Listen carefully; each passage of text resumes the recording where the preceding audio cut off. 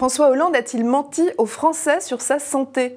C'est la question dont débattent Guillaume Roquette du Figaro Magazine et Renaud Dely du Nouvel Observateur. On ne peut pas dire qu'il a menti aux Français, puisqu'il n'était soumis, quand il a eu cette opération de la prostate, cette fameuse opération de début 2011, à aucune obligation de publicité sur sa santé.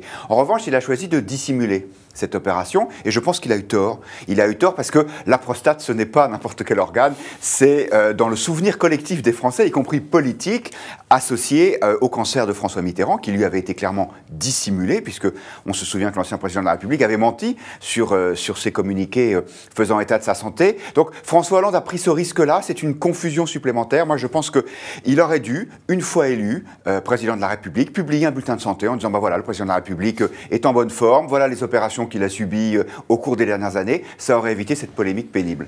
Non, mais je ne crois pas, Guillaume, à cette version-là. C'est-à-dire qu'il n'y a pas, je ne crois pas au prostate gate. On n'en est pas là. Et j'avoue que je suis assez sidéré par l'ampleur de cette polémique. Parce que, comme vous le disiez vous-même, il n'était pas président de la République en fonction au moment où il a été opéré. Il n'était même pas désigné candidat. C'était avant la primaire. Et à ce moment-là, d'ailleurs, personne de sérieux, si je veux dire, pensait qu'il serait le candidat de la gauche à l'élection présidentielle. À partir de là, publier après coup, une fois élu, son bulletin de santé sur les années précédentes, pourquoi pas remonter à son opération de l'appendicite à l'âge de 12 ans ou à telle ou telle autre opération. Qu'est-ce qui est important dans ce domaine? C'est que la santé de nos gouvernants, bien sûr, on doit la connaître, la santé du président de la République, notamment parce qu'il y a eu ces lourds mensonges du président Pompidou ou du président Mitterrand qui ont pesé sur le fonctionnement de la démocratie en France. Mais il ne faut pas que le balancier aille trop loin dans l'autre sens, c'est-à-dire qu'on passe d'un excès de mystère et de mensonges à une espèce de dictature de la transparence qui voudrait que chaque président de la République, une fois élu, publie non pas ses bulletins de santé sur son état de santé pendant qu'il est en fonction, mais sur toute son existence médicale, j'allais dire, préalable. Dès lors que cette opération, et ni vous ni moi aujourd'hui, à l'heure qu'il est, pouvons dire le contraire, n'a, semble-t-il, aucune conséquence, aucun rapport avec un éventuel cancer et aucune conséquence sur son activité aujourd'hui. Alors, ces bulletins de santé, parlons-en. Quand il a été élu président de la République, François Hollande a dit « Je publierai tous les 6 mois un bulletin de santé ». Le premier, j'ai vérifié, a été publié le 5 juin 2012.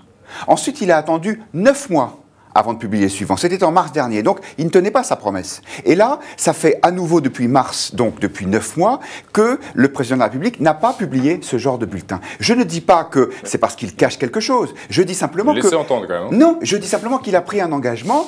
On va dire que c'est une promesse qui n'a pas tenu, ça n'est pas la seule. Mais pourquoi alimente-t-il le débat autour de ce sujet au lieu de le traiter tranquillement, au lieu de les traiter paisiblement? Moi, je pense que cette polémique, même si effectivement elle est un peu vaine, parce que c'est une opération bénigne qui était dans le passé, pourquoi elle prend cette importance-là? Parce que, symboliquement, le président de la République, c'est la fameuse thèse du double corps du roi, que vous connaissez comme moi, ça n'est pas seulement un individu, c'est aussi le représentant physique du pays. Et quand on a des doutes sur sa santé, eh bien forcément, dans la psychologie collective, ça a un impact. Et c'est bien pour ça qu'il y a cette polémique depuis quelques jours. Et à mon avis, François Hollande aurait pu s'en passer. Je pense que cette polémique, elle prend pour 2 raisons qui ne sont pas celles-là. Je pense d'abord qu'il ne faut pas insinuer de façon insidieuse que peut-être le président de la République nous cache quelque chose sur sa santé, puisqu'on n'en sait rien sur son état de santé. Donc le fait qu'il ait 3 mois de retard dans la publication d'un bulletin de santé ne me semble pas un élément déterminant.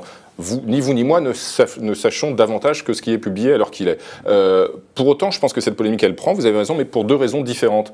D'abord parce qu'il y a quand même une forme de Hollande bashing incessant et qu'il est jugé responsable et coupable de tout, de la météo, de la défaite du PSG.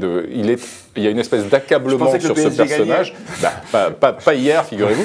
Et il y a une espèce d'accablement un peu excessif du personnage. Bien sûr qu'il a commis des erreurs, des fautes dans sa gestion gouvernementale qui expliquent son impopularité, mais on voit qu'il y a une espèce de focalisation excessive, me semble-t-il, et pas très saine, au-delà même du personnage, pas très saine pour la démocratie elle-même et la Ve République, où on attend tout le temps d'un seul personnage, d'une espèce de monarque. Et là, en l'occurrence, c'est là qu'on retombe sur le corps de roi. Et puis, je pense que cette polémique, elle prend pour une deuxième raison, c'est que notre métier va pas très bien, quand même, globalement. Et quand on voit des chaînes tout info qui se mettent en mode breaking news sur la prostate du président qui ne l'était pas à l'époque, c'est quand même que le journalisme n'est pas en excellente santé. Vous avez sans doute raison, et c'est la raison pour laquelle, c'est bien parce que se focalise son attention sur le président, qui devrait être plus vigilant, au moins sur la publication de ses bulletins de santé, qui s'achète un agenda, comme ça il verra à l'avance quand tombent les échéances de tous les 6 mois. Je pense qu'il y a un vrai sujet, au-delà de cette histoire qui effectivement est assez anecdotique, sur la place de la santé des politiques et sur la façon dont ils doivent ou non l'exprimer. Et on se souvient de Madame Bertinotti, ministre de la Famille, qui a révélé récemment qu'elle avait eu un cancer, qu'elle avait soigné et qu'elle n'en avait pas parlé jusque-là. Je pense que je n'ai pas à juger de ce qu'elle a fait.